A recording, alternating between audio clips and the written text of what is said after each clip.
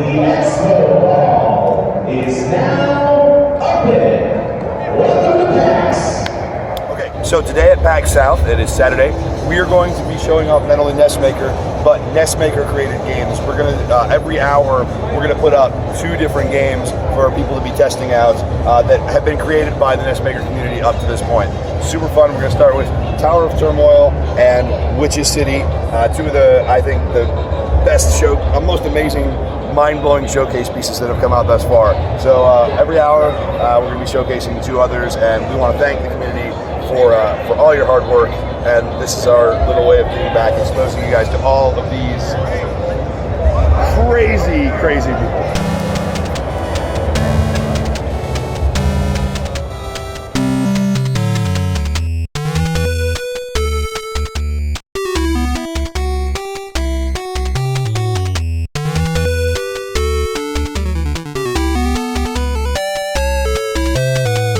Hello, thank you for checking out the NESmaker panel. I really appreciate you guys coming out. A couple questions first. I'm curious, who met us last year when we were here? Was there a handful of you? Who here has been sort of following the project, the 8-Bit Heroes, the Kickstarters? So a lot of you guys are new and don't know anything about this and just like wandered in because you're interested in NES stuff. That's awesome. So let me preface this by saying a little bit. Last year, we debuted this project at PAX South. We actually launched the project trying to see, if there was enough interest for us to move forward with NESmaker as a tool. A little bit of background, we decided a couple years ago that we were going to create a game for the Nintendo Entertainment System. And it was all part of a documentary called The New 8-Bit Heroes. And it chronicled the homebrew community and the people that were making new games for the old system, and why did we have that compulsion too? Why do you have that compulsion, right? You can make a game pretty easy right now in Gamemaker, RPG Maker, Unity, whatever, and everyone can play it on their phone. Like, it's way more practical to do that than to try and make one of these, where you actually have to learn assembly language coding, and you have to actually physically buy these, which are not cheap, and try and sell them for a console that barely anyone owns anymore, but yet everyone in this room wants to do it. We're all sadists and all masochists, right? We all want to do that, and why? And the question starts to become why. So we did a documentary to study that, and accidentally created NESmaker along the way. It was a complete accident. It was never our intention to do this. What happened was we started building our game, and we realized that there were so many things that we needed to start automating to make the process easier. For instance, Austin, who is the artist on the project, he doesn't want to look at code. He's an artist. Some of you guys in the audience probably understand exactly what I mean. But he still has great ideas for games. He wants to see it in a visual way. So when he wanted to do an animation, he didn't want to pull up long hex tables of numbers and assembly code. He wanted to see the visual representation of the character. So we built an animation tool, and we built a screen building tool, et cetera, for our own game, for our own purposes. And then what we realized is we had a tool that would allow people to create brand new cartridge-based NES games without having to dig into the assembly language code. So I'm going to show you guys that today. I'm going to show you guys how to do that, and in fact, we're going to make a very simple adventure game right here on the spot, and before the end, flash it to this cartridge and play it on this ABS. I'm going to show you the whole process. One thing that's neat about PAX South specifically is we didn't know at this time next year whether we were going to be able to do NESmaker. We had the tool for our needs, but we needed a lot more R&D to actually make it usable by the masses, not just for what we needed, but by masses. So we launched a crowdfunding campaign here, and our goal was modest. We were looking to try and get a few hundred people, about $30,000, which would cover a lot of the expenses for the hardware that we needed, the R&D, the extra team that we had to bring on, whatever. Because of launching at PAX South, we raised $250,000.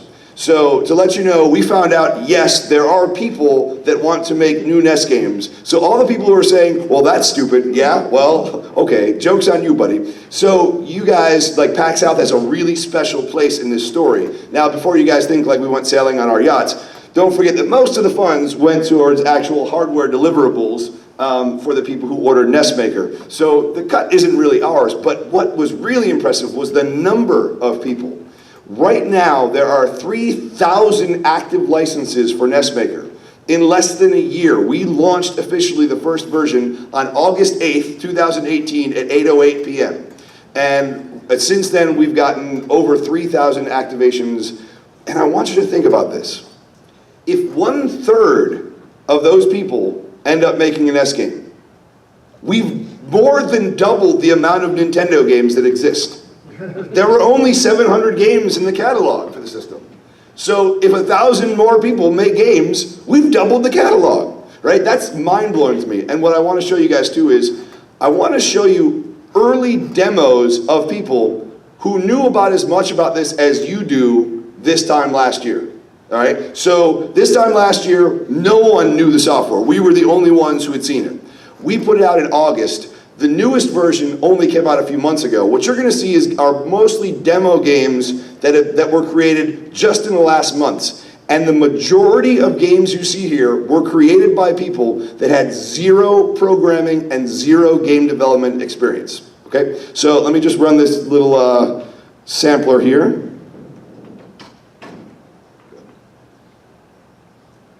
Let's get some audio on this. Audio?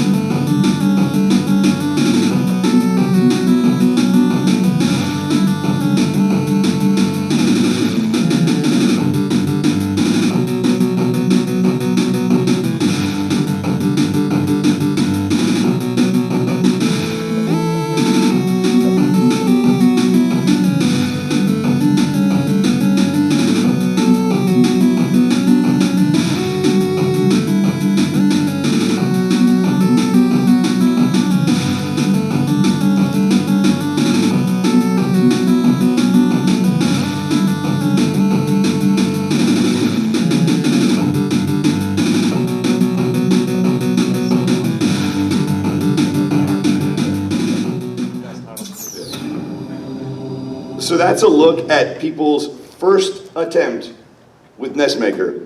We're still really early in the development, guys. So for like some people were worried like, oh, with NESmaker everything's gonna be cookie cutter. I didn't see a lot of cookie cutter stuff there. There was a lot of variety to those games, and we're just getting started. So I want to show you guys how I would go about creating an adventure game with the current modules that exist. So a little bit about NESmaker. It still does use code. It still uses assembly language. The thing is, you're not actually digging into the assembly language. You're making changes to a front end, like a graphic user interface, like a GameMaker or a Unity front end, and that's changing the assembly code underneath. Which, if you want to get advanced, just like with GameMaker, just like with Unity, you can learn to do the code and start manipulating the code to do advanced things, but you don't have to. You can get started just with the graphic user interface. So let's take a look at it. This is NESmaker 4.1. There's a slightly newer version that is available to you guys, and there's a slightly newer version that's going to hit as soon as we're done with Pax South. But for the most part, this is pretty much the same. So if you guys have ever seen a game development software, how many of you have ever used any game development software at all? Most of you. Okay, so some of this is going to look pretty familiar. You know, you've got a hierarchy, you got a tree over here on the side, and that tree is all of the things that make up your game. The sounds, and the objects, and the graphics, and the input controls, and everything like that. That's what you see on the left side. And in this big area right here, that's sort of like your canvas. So like when I click on one of these interfaces here, like if I click on input controller, I can see the controls that I could create here. If I click on my pixel editor, that's where my pixel editor shows up. You can absolutely create your own graphics. We are going to use some pre-made graphics because it would take a little bit too long for me to create all the graphics and stuff like that too. So we're going to load in some tile sets. I'm going to go to my project settings. I can go to tile sets, and you can import and export entire project tile sets. I'm going to import one that I made specifically for adventure games. And how do I know if they're loaded? They're already loaded. If I go to my pixel editor and I go to open, I can see I've got graphics loaded right now. And I'm going to take a look at one of these real quick to show how the pixel editor works. So this is background tiles, but it kind of looks like a blob mess of colors. Can anyone make out like a tree, kind of? And can you see like a block and stairs and broken blocks? But obviously that's not the color that we want to see in our game. So we have to sort of understand how NES deals with color. Does anyone know anything about NES constraints when it comes to color? Anybody think they have an idea? Yeah. Anybody? Yes. Tell me, what do you know? Is it 8 or 16-bit? It's 8-bit for sure. Wait, it's 16 colors on screen at once? Close. You can only have, let's see, 3, 6, 9, 12, 4, actually 13. 3. Yeah, so the For the problem is background one of these, so right. you can have 16 colors, but one of them is going to be the same for each of the sub-palettes. So really, you only get 13 colors on screen at once. Not only do you only get 13 colors on the screen at once, every tile can only be 3 colors. They can only fit in one of these sub-palettes. So this gets really complicated if you don't know what you're doing and you're trying to design graphics for the system, right? What we did to force you to use those constraints is we use a system that uses values, not color. Okay, so you have 3 values. You have 0, 1, 2, or 3. So this is color 0, this is color 1, this is color 2, this is color 3. And let's just put some colors in here at random. Blue and like a brownish color. Okay, now if I look at this, I can translate this tile set through the palette.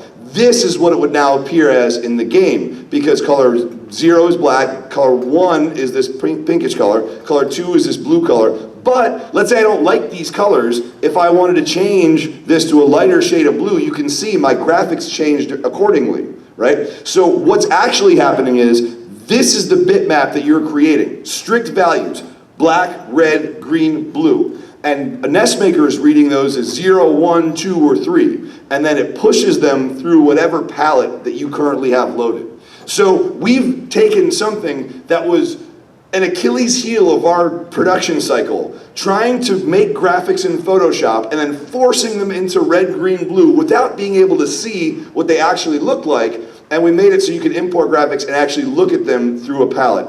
I'm going to go ahead and load a bunch of stuff here so we can get started. We used to have to create graphics and save the files 3 different ways and import them, and if you wanted to make even a simple change to the pixels, it would take probably 15 minutes just to go through that whole pipeline. This we can do it with a few clicks, so this has been a huge help when it comes to efficiently making changes to the graphics. So I just added a few palettes. This is going to be for like a grassland, and this is going to be for like my underworld. So a lot of stone and sort of metal texture for underworld, grasses and trees and stuff for the overworld. Now I'm going to load up my assets. I already have a bunch of assets loaded. I'm going to import my adventure assets. And what that is, when I look at an asset, if this is my tile set right up here, an asset is when I take a tile and I combine it with a color, and I combine it with a collision type. So like if it's walkable, if it's solid, if it's water, if it's whatever. So I made gray ground right now, and I'm gonna call this is a brand new asset, gray ground, and I'm gonna save it. Okay, so now you can see it appears here in my list, and it's walkable, so I can walk on it. My character, if I made it solid, my character would be stopped by it. If I now go to my map and I pick a screen, mini screen, how about this one? I like this one. Okay. you can see that my assets that use this tile set show up over here in the group. So the asset I just made right now, I can draw in some gray ground. Probably not going to use the gray ground. I'm going to use some trees though, and I could just drop in some trees. And you can see how easy I could drop in trees. And if it's a 16 by 16 tile like this one, I can just paint with it, click and drag, and just paint with it like this. And right now I'm building a screen that will actually play when I actually run the emulator. So I'm going to do a few more things. I haven't loaded any of my objects yet, so let me go ahead and load my game objects, like my player. So I've created the player. I'm going to import my player. I'm not going to load anything else right now, but I don't like his colors. You can see again, I've got like this problem with colors. I've already created his palettes too, so I'm going to import these palettes. Monster palettes. There we go. So now if I look back at my player, there's the palette that got loaded, but I could have manually changed that too. Like now if I want, I can export this palette and import it to a different project the same way. So I've now got a player, and if I went into his object details, I can see I've got a couple different animations I've already created for this player, and we'll look at how to do that. I've got health, I've got a speed, I've got a bounding box set up. So when he walks up against a wall, it's going to be kind of like Zelda where his head goes over the wall. It's kind of like a 2.5D perspective a little bit. To you, it's going to be top down, but you'll see it makes sense. It gives it a little bit of depth. Okay, so now we've got a character in there, and I can put my player in the game pretty easily. I'm just going to go to my overworld, go to that screen I made, and just right-click somewhere and place the player. And now the player's in the game. Now I haven't told him to do anything, I haven't told him to move, I haven't, you know, whatever. But now if I test my game, all I'm doing is I'm clicking this, oops, can't open file. Oh, sorry everybody, I didn't make a new project. So we're going to do this. I'm going to import the project module right over the top of this, and import the adventure module. If I had made a new game, it would have prompted me to do that. So now we've got, this is actually running in an emulator. So this is now ready to be flashed to a cartridge as it is. Now it doesn't do much right now, but this is ready to be flashed to a cartridge. So what I'm going to do is I'm going to choose a custom emulator because I don't like that emulator. The emulator that I like using the most is an emulator called Mesen, M-E-S-E-N. It's got a lot of really cool debugging stuff for developers, so we recommend it. And then I need to tell it what is my game file. So my game file is in here, game engine data, the game.nes file. So this is a standard ROM file that gets created. If you guys have, you know, we've seen people hack their switches, their Raspberry Pis, what else? Their EverDrives, yeah. To be able to run the ROMs that they create with this. So if that's where you, NES Classics, so if that's where you want to play it, there are ways to do it, but you might have to jailbreak the system. We really built it for one purpose. The one thing that all these other game engines can't do is they cannot get it to a physical cartridge, and that's the one thing that we were focused on. But we do know that the community has made ways to do those other things. So, okay, let's add some input so I can actually move this character around a little bit. If I go to Input Editor, I've gone ahead and I can import input that I've already created. So, tutorials, adventure game, and I've got a controller scheme already set up. And really, it's pretty easy to set up your own custom controls. In my main game, I want it so if I press the start button, I want to run a certain script. What script do I want to run? And then I would add the script, and that's how I can tell it when I do something, make something happen. And a lot of times you don't need to know how to write the script. The scripts are provided, and we're going to get to that in a second. This has loaded up a bunch of scripts to where, like, if I read this like a sentence, when I hold the up button, it's going to play the start moving up script. When I let go of the up button, it's going to use the stop moving player up script. And if I wanted to, we're not even going to look at the scripts, I don't want to think about the scripts until after we have something that's sort of working a little bit. So now that I've got the input all ready to go, I can actually export and test. And now I can actually move around, with my controller here. I can actually move around the screen, and I've got my USB controller set up. We don't have any more screens, so if I go to them, they're going to be blank screens because I haven't set the screen up. So it's just showing me a bunch of ones and zeros, which are the tiles that are loaded when it's loading a 0 number, like a null value. So now I've got this very simple basic start to a sort of Zelda top-down adventure game, and we did that in about 10 minutes, and I'm here already. All right? So prior to a tool like NESmaker, this process would probably have taken you a good 3 months to get to this point, just to build the engine. When you're dealing with the NES, all right, when you're dealing with the NES, a couple things to know. The box, the actual device of the NES, is the stupidest machine in the history of the world. There's no operating system in there. None. It doesn't work like that. It's just a hardware piece that evaluates memory addresses and spits out AV output. That's it. That's all that's there. So the operating system is actually in the game. How the game functions in every way is in the game. So when you're creating, say, music for an NES game, you're not just creating music. If we want to think about a modern proxy that's not game related, you're not just going in to record your song. You're not just writing the song and playing it. No. You are building the guitar, building the microphone, writing the program Pro Tools. Oh, but you also have to write the operating system for Pro Tools to run on. You have to build the speakers so you can hear it back. That's what developing for the NES is like. There is literally nothing there. It doesn't know what to draw. It doesn't know how to animate things. You have to write all that. And so our base module handles about 95% of the stuff that you need to get started with all that stuff. So we're already up and running fairly quickly. Let's start making this a little bit more interesting. Let's add some monsters and an NPC at least. So I'm going to go to my monster bank, and I believe I could just load in all my monsters for this project. Can I not? Maybe I can. Maybe I cannot. Okay. Oh yeah, here. Import all monsters, and I actually have 2 different monsters. I've got a little slime monster, and I've got an NPC. And I'm going to show you at the end like how we can start creating these, because I know I'm blasting through. I want to show you how quick we can get up and running.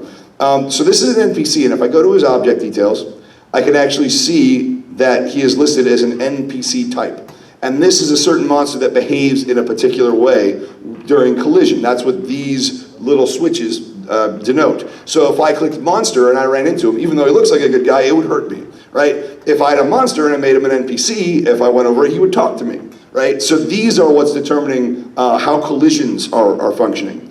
So I'm gonna make a monster group, and I'm gonna put that NPC in the group, and I'm gonna just call it all NPCs.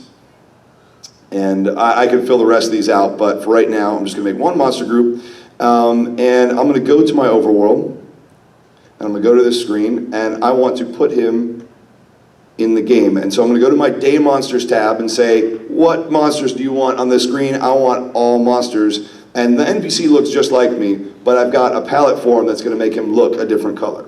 So on this screen, this is gonna be my monster palette that's loaded, and now I can place that guy somewhere on the screen, monster NPC. So this is gonna be my player, this is my NPC, and I'm gonna make a path over to him, so I implicitly know, hey, you should probably go talk to that guy. I'm gonna play that.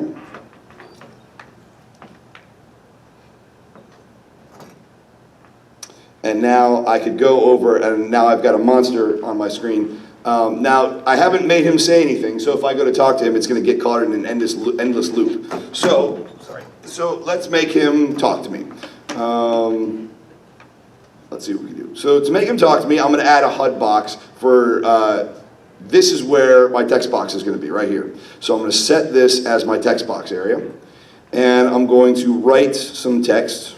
I'm going to say, and you can see the green outline shows you where the text box is, how long you can actually make the strings. So I'm going to say, hey, welcome to PAX South.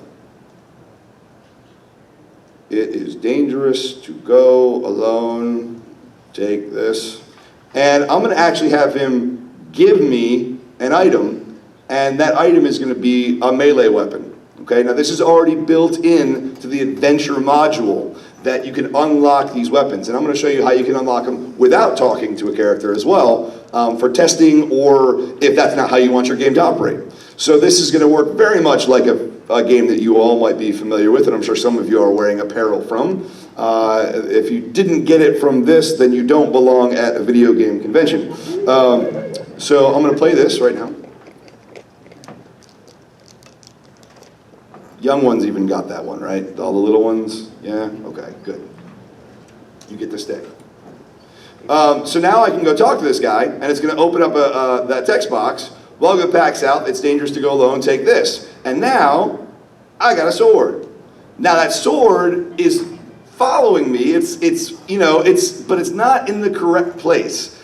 And the reason for that is I might have a different size hero. Right? I don't know the size that my hero is going to be. I can't put a set position this sword's going to appear. You saw the games during that first run. There were all kinds and shapes and sizes of characters. So what I can do is I can go to, if I click on game objects, just the top here, this is an offset creator. And I can use, and this module uses the first offset to determine where it's going to place the weapon. So I have all my directions right here. So when I'm facing down, I want to put it at about 24 and about 15 over, 14 over, and so the sword is going to appear right there.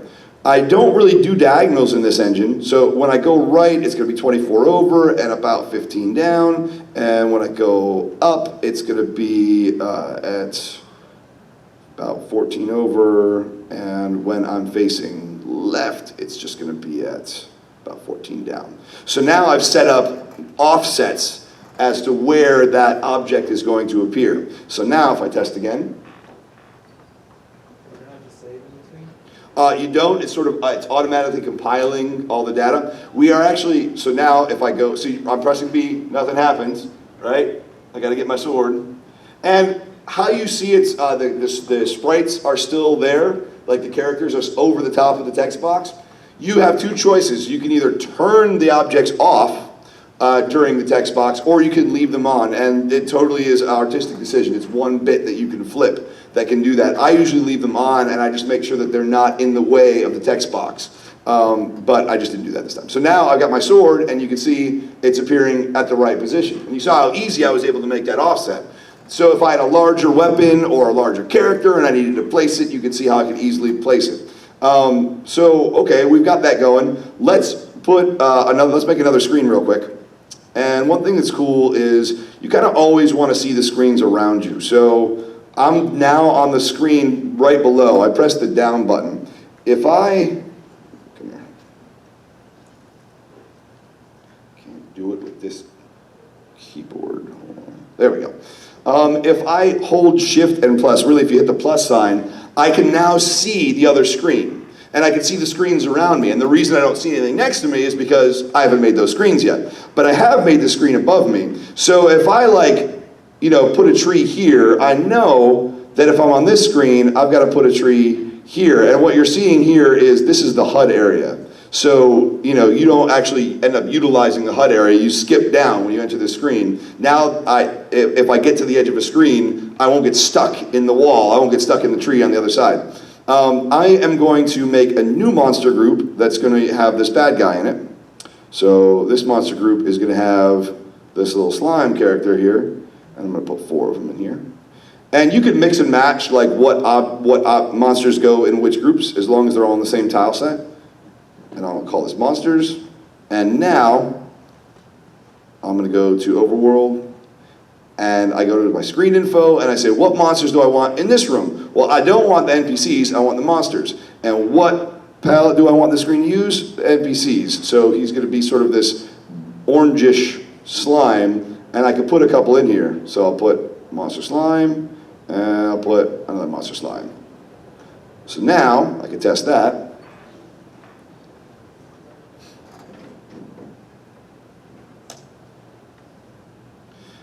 If I go down, there's my monsters, but oh no, I can't attack them because I don't have my sword. And I'm a little bit off the screen here, sorry. Let me pull that up like this. Talk to my guy.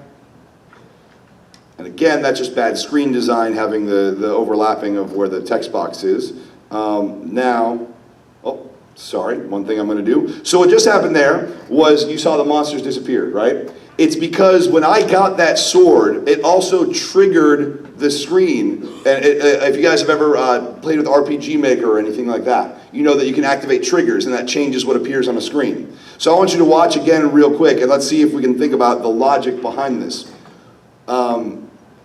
If I have my guy here that's giving me a sword, when I talk to him, what should happen the next time I enter this screen? Monsters appearing. Maybe monsters appearing, but definitely he's not there to give me the sword anymore, right? And that's what you see. He's no longer there. The screen became triggered, and I don't have anything set to the triggered state. And here's where I can check that. If I go to this screen, I can look at my day triggered, and you can see the monster's gone. I didn't put any monsters there.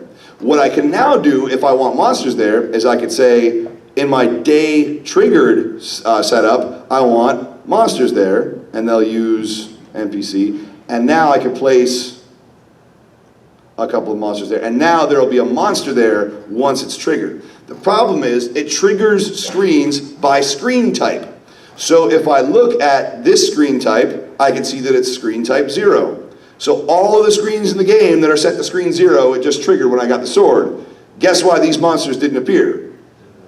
Because it's set to screen type 0. So if I look at this, it also changed to a triggered mode. And if I look at day triggered for this screen, no monsters. That's why I didn't see any monsters. So all I'm going to do to make it so that this screen isn't affected when I get the sword is I'm going to make it screen type 3. I don't know, just arbitrary number. Now I definitely know that they're different screen types.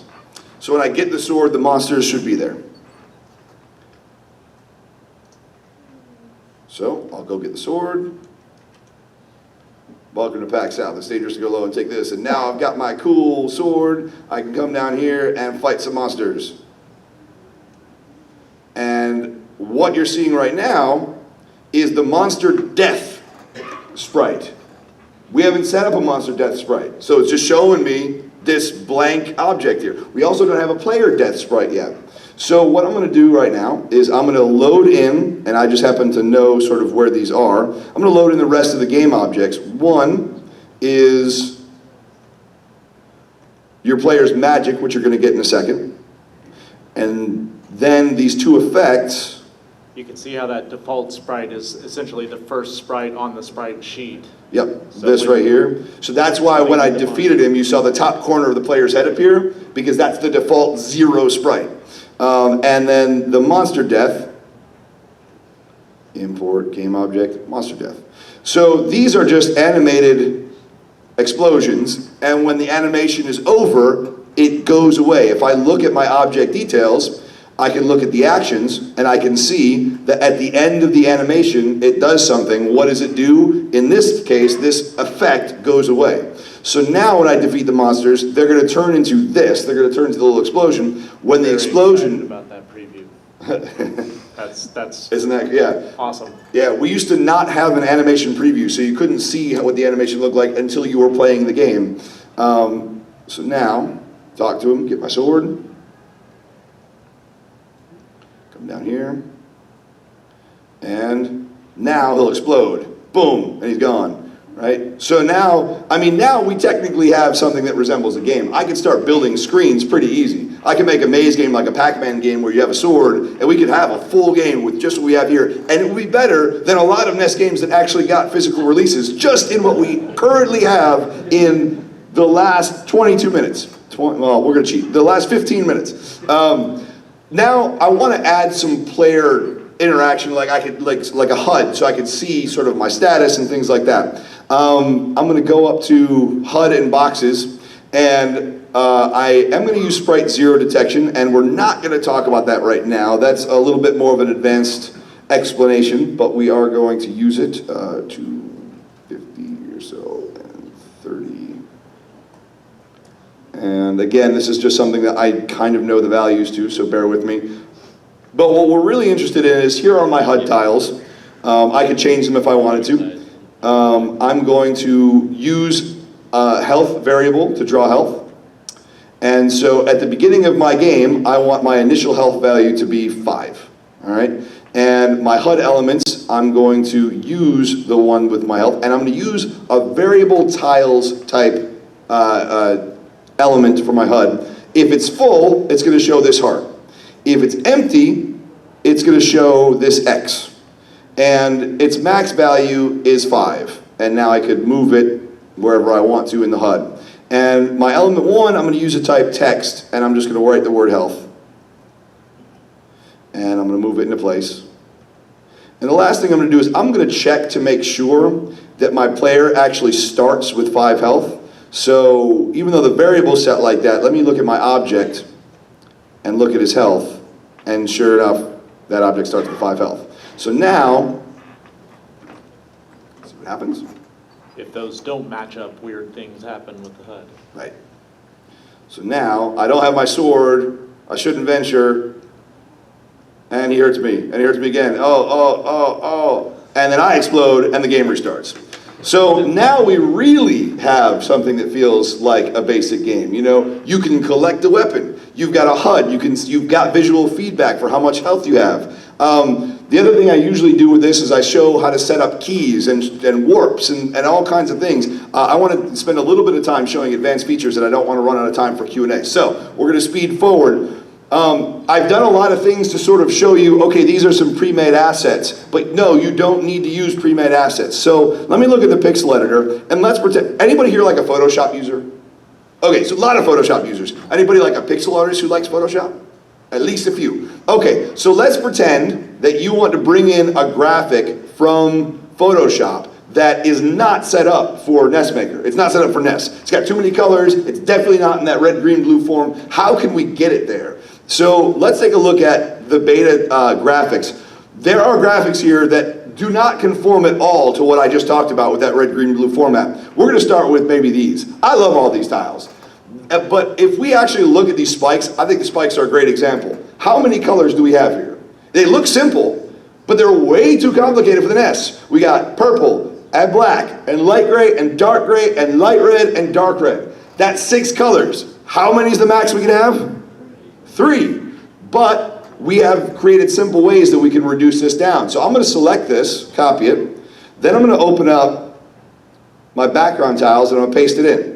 You can see it does not conform to the red, green, blue. So if I try to push it through the palette, it stays that same color. In fact, if I press this button, this shows me the bad pixels.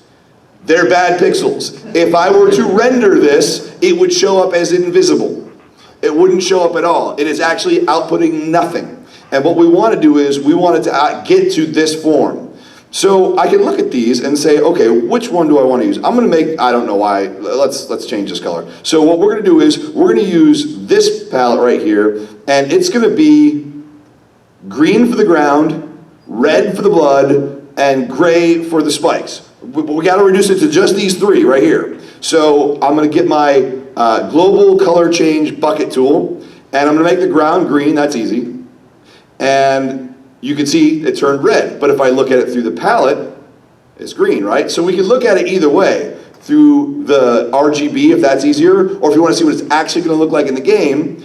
Now I need to make the spikes, all the gray needs to be gray, and all the red needs to be a single color red. And now I've just taken a tile that was created in Photoshop that did not conform at all, and I made it conform in just a couple seconds. And now if I look at show bad pixels, no bad pixels. That means all these are going to work. So what I can now do is save it, save the BMP, and now that's available to me as an asset graphic. So if I give it a second to catch up, there it is right there, and I put it through that color. So you can see how the colors that I brought it in don't matter. Right? The RGB doesn't matter. It's whatever I have loaded to my screen, that's the colors I'm going to see. And that's why I've got to get it in that value setup, not colors. We got to stop thinking about it as what colors are loaded and know is it 0 or 1 or 2 or 3.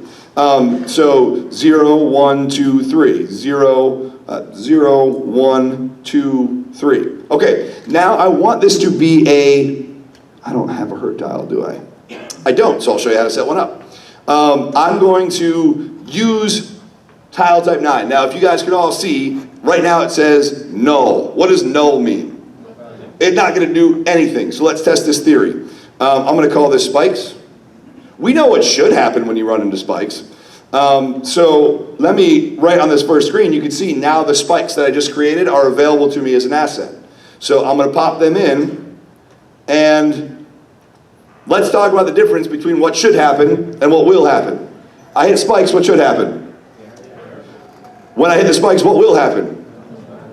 Absolutely nothing, because it's set to a null collision type. So what I'm going to do is I'm going to do twofold. First of all, I'm going to get into my settings, and I'm going to go to tile types. These are just labels. These aren't changing the code. These are just the labels, and you can see 9 is called null. Well, 9 I'm going to change to spikes.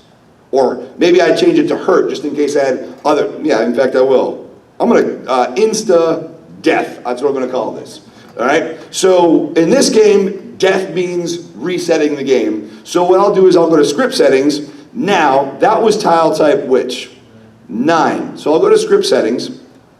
And now we're finally looking at scripts, but we don't really even need to look at scripts. I just need to know that tile collision for 9 right now is set to a null script. And what I want to do is I want to look for a module script for restarting the game. And I think I've got plenty of those all over the place. And if I don't, let's see, hurt, win, lose, death probably has just a simple reset. Some people get concerned looking at this point, but really this is no different than opening a file. This is still not coding. Right. I don't have one, so I'm going to create one, and we're going to do our first coding inside NESmaker. And this is going to be hilarious when you actually see the code. So what I'm going to do is I'm going to just edit this null walkable tile, and I don't actually want to edit this. I'm going to save as. All right? And I'm going to save this. Let's take a look at where it's saving it. It's saving it into module scripts, tile scripts. And I'm just going to call this one insta-death. And all I'm going to do is one simple line of code, JMP reset, which is going to activate a reset as if I press the reset button on the console, and I'm going to save it. So now if I come back over here, and I have to get out and come back into this, so I'm going to go back, and I want my tile, my tile collision 9, module scripts, tile scripts, I want it to do that insta-death right there. So now tile 9 is called insta-death because I changed the label, and it's going to do a reset, okay? Now if I test it,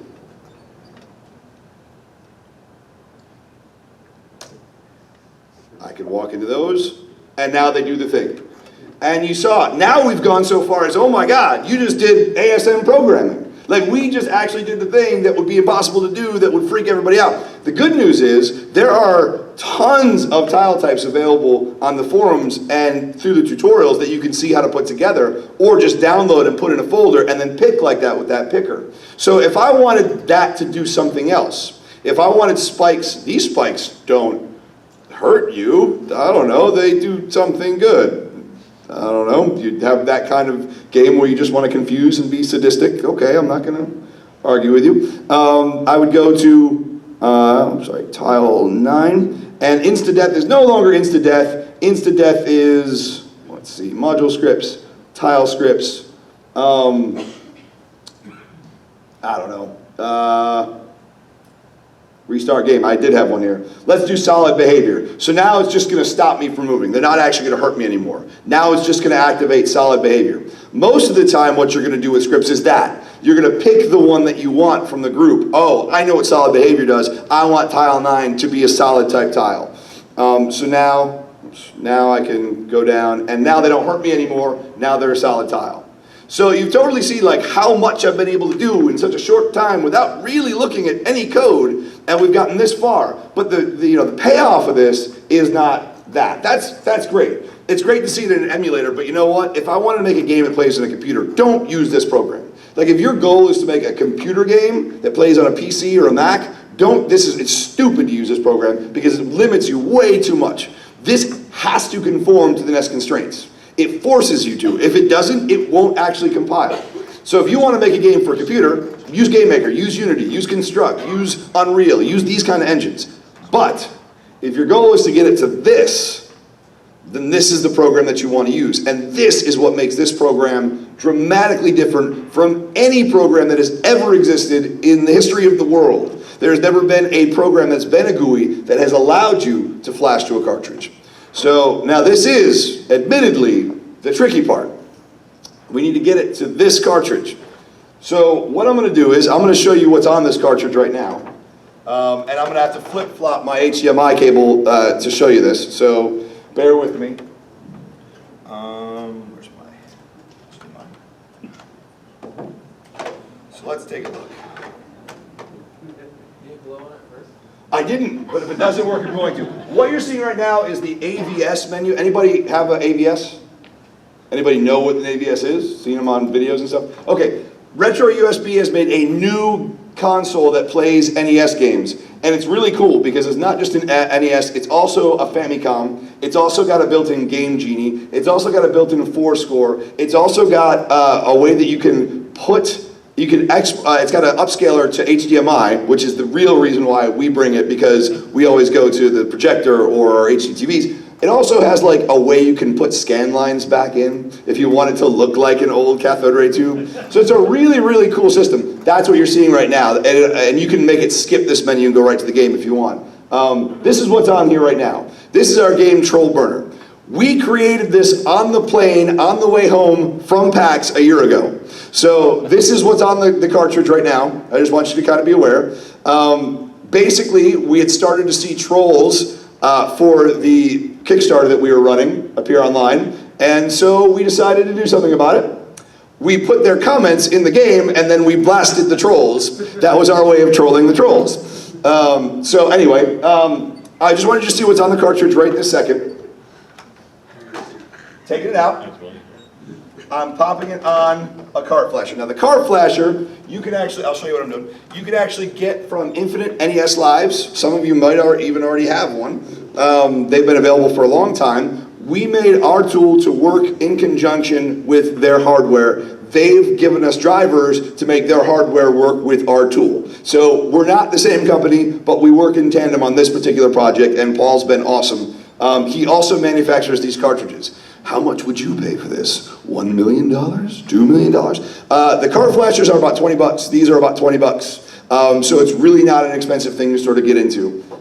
If we want to make the cart, and this is the hard part, pay attention, I go to this little button and say make cart, and that's it. So what's going to happen is it's going to open up the compiler again, as if it was going to the emulator, but instead of going to the emulator, it opens up the flasher. And this takes about 20 seconds to flash each cart. It's taking all the data, and it's spitting it out, and it's going off through the USB cable into the flasher. If you get the flasher, it's just a circuit board. We just built these nice housings because we travel with them, and it just looks cool to have like an actual NES-looking thing. Once you see it gone, that means it's flashed. So let me plug in the ABS again. And then I just pop it out. Now remember, the last time I plugged this in, it had Troll Burner on it. Plug it in, and in about 30 minutes, here's my adventure game. And I can't really see it from this angle, but okay. Oh yeah, I get the monitor right there. So now I've got my sword, I've got my spikes, which are now salad, I've got my monsters down here, my health works, and I'm attacking these. Come here.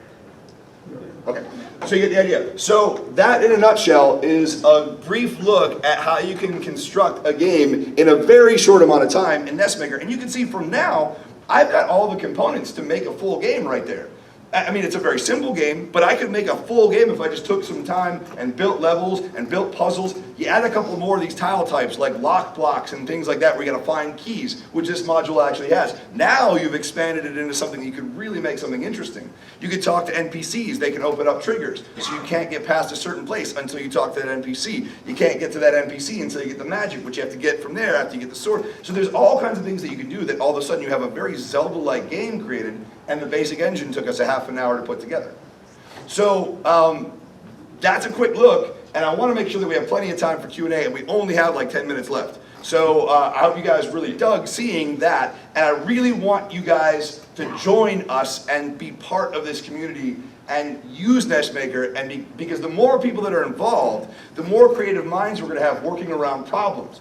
We've had one guy who said, hey, I want to have a countdown timer in my game. How can I make that happen? 5 other members of the community came up with different solutions as to how to solve it. He took the one that he liked, then he made it. Then he made a tutorial for others if they wanted to follow along. We had another guy who wanted to make a sprite HUD instead of the HUD that we use. And the reason, NES does not have overlapping layers. It's not like the Super Nintendo, it's not like a modern game. Everything you see that looks like a text box coming up is redrawing the background tiles and then restoring the background tiles. There is no transparent layer. But he wanted to make a full screen game like Mega Man that had like something that looked like it was overlapping, and he used sprites to do that.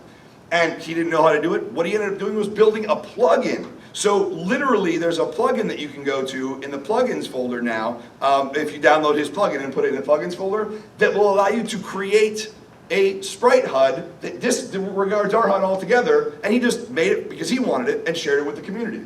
So the more people that are involved, the cooler the games that we're going to be able to create are going to end up being. By the way, both of those people had 0 assembly language programming experience going into doing those respective things. So one of the reasons that learning assembly is so hard is just to see anything happen on the screen, you have to write about 100,000 lines of code.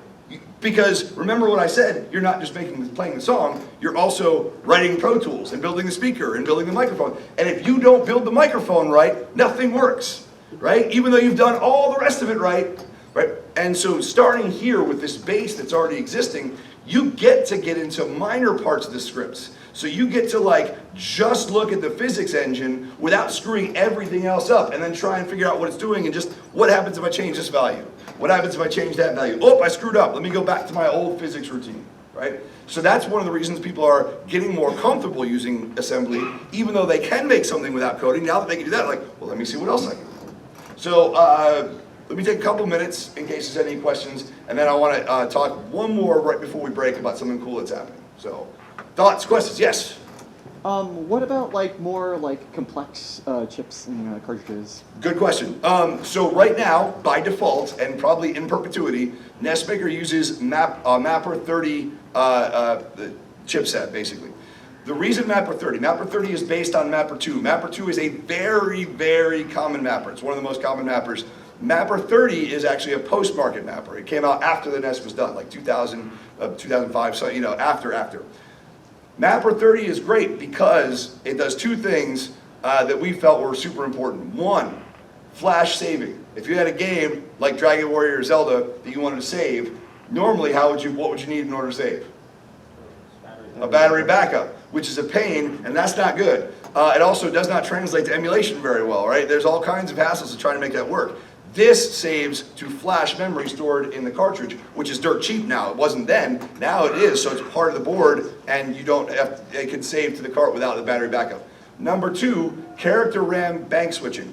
What that is it allows for tile animation really easily and quickly and efficiently.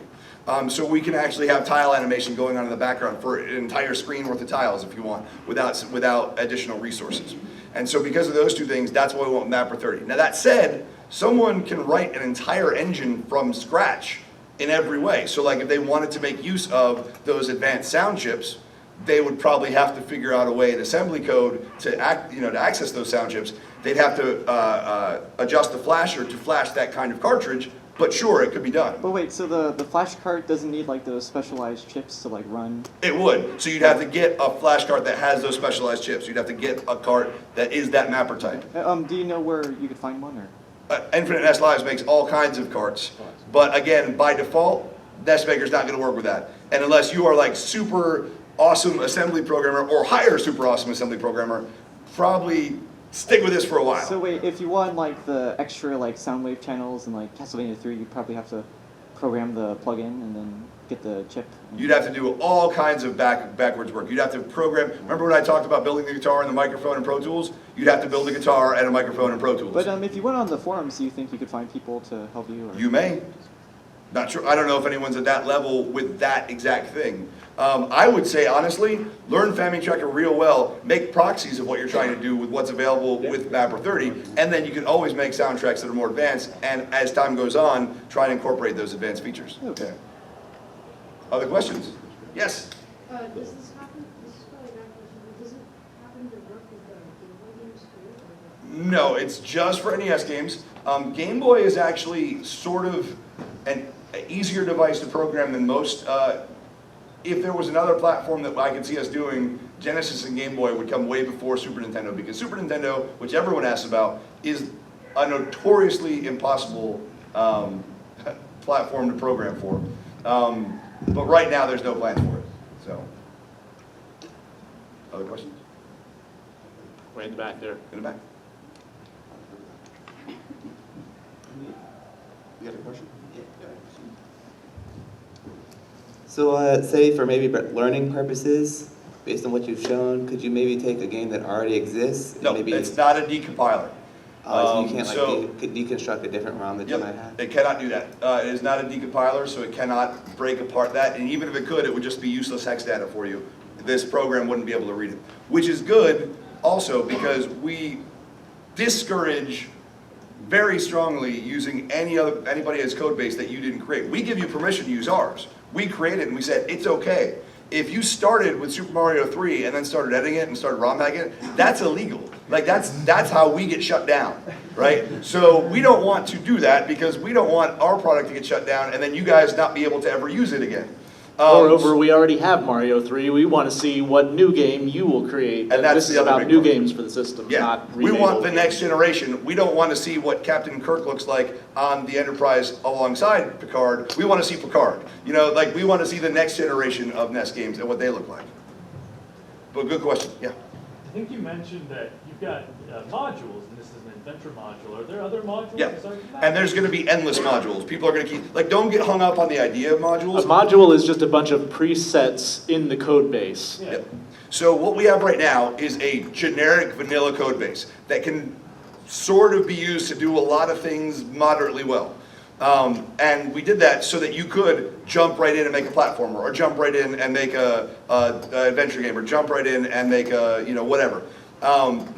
But if you really wanted to make a commercial platform game that was amazing, you'd probably strip it way back for the things that you don't need from an adventure module, or from a shooter module, or from a beat 'em up.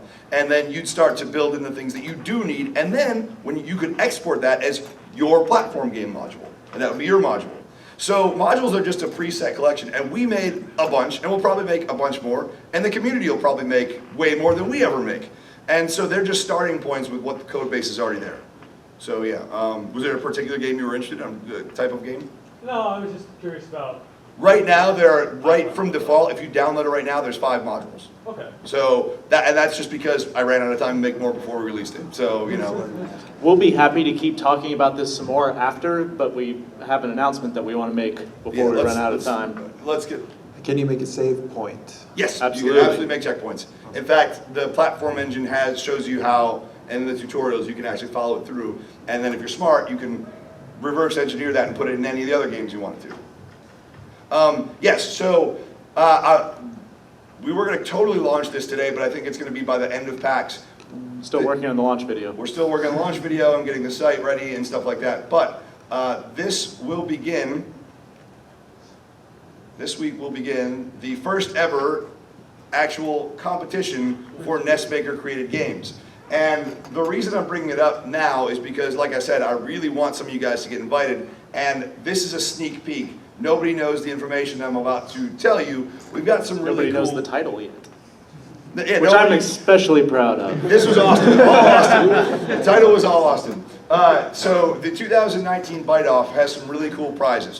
One of the prizes is it will accompany us, the best games are going to accompany us to South by Southwest and GDC, where they're going to be playable at our booths for all the attendees and all of the panelists and all the people that are attending those shows. So that's number one. Number two, there is a distribution deal with Infinite NES Lives, where they're actually going to stock copies of your game for sale, and you'll be working out with them the monetary value and stuff like that.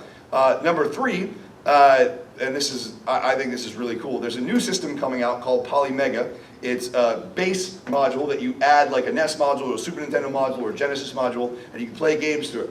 It also is going to come with, you know, a virtual, like you can play ROMs through it too, and they're going to stock the top games with their base pack for the NES. The demos of those games are going to go, like how Mario is bundled with the NES, your game could be bundled with this new console, the demo for it.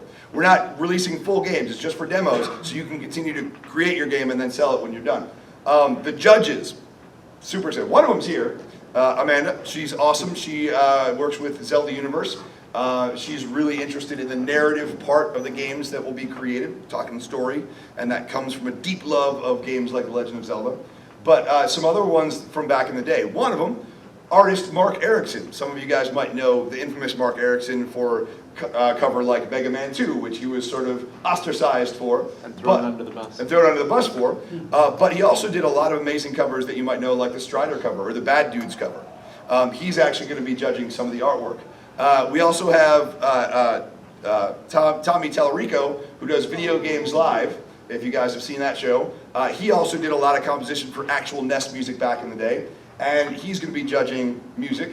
And one of the biggest judge that I'm super excited about, does anyone know who Howard Phillips is? Oh my God. Howard Phillips was employee number 5 at Nintendo of America. Howard Phillips is the guy who basically created Nintendo Power. Howard Phillips was pretty much the guy who said yes or no whether or not games got distributed in the United States of America or not. So he is a super cool guy who was an integral part of games developed prior to 1990 and their releases, and he's going to be taking a look and judging the games and so he's using the same criteria he would have used in 1985, 1986, 1987 on the games that he's going to see made with NESmaker. So we've got a lot of cool prizes. We've got a lot of cool ways to showcase your projects. We really want you guys to get involved. We haven't even announced this yet. We thought it would be a cool thing to announce it here and at least let you know it was coming. So for anybody of any skill level at all, whether you're a beginner, terrible artist, never done a chiptune, doesn't matter. We want to see what you can create and we want you to be part of this. We also have prizes for the most unexpected use of the tools. You know, we have a prize for concept art. So there's a lot of different ways to sort of interface with this and stand out from the crowd. Anybody who does want to pick up NESmaker, we have a copy here. It actually is a bonus copy. It comes with the DVD of The New Nightmare Heroes, which is the film that started this whole adventure. So we didn't anticipate making NESmaker. We made a documentary about the homebrew community, and NESmaker came out as an accident, right? So for those of you who want the full adventure, we've got copies of that here, and we're here all weekend as well. I know we're about to run out of time, so thank you guys so much for hanging. I really appreciate it. Maybe right outside for a little while and figure out where we're moving to if you guys want to talk more, okay? Thank you guys so much.